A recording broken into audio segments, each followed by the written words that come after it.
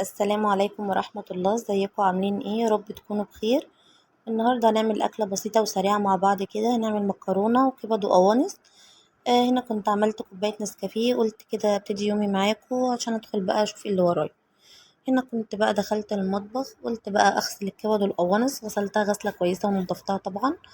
وسبتها بقى ايه تتصفى قبل ما انا ايه اعمل الحاجات التانية اللي ورايا تكون اتصفت.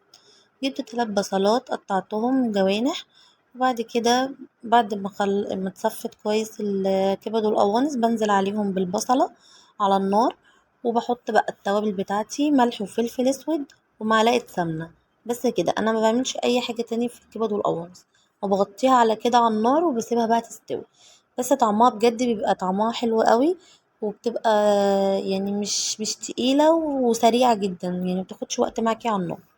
هنا كنت سلقت المكرونة بالطريقة المعتادة بتاعتنا، وابتديت ان انا بقى اصفيها في المصفى كده زي ما حضراتكم شايفين.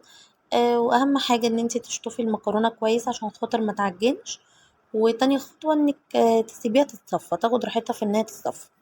بس في بال بقى ما شطفتها كده وسبتها تتصفى، كنت جبت حلة على النار وحطيت فيها زيت زي ما انتوا شايفين.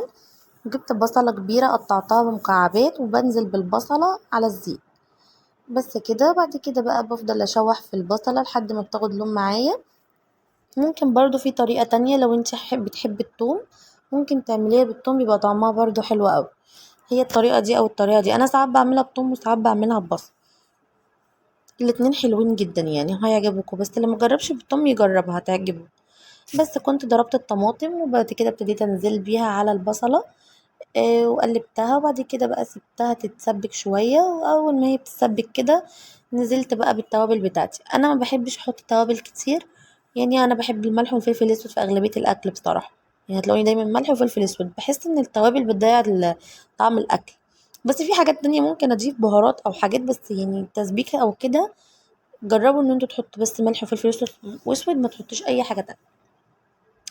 بس هنا كانت معجون الطماطم زودت له شويه ميه، ونزلت بقى بالملح وفلفل اسود ورشه سكر عشان الحموضه.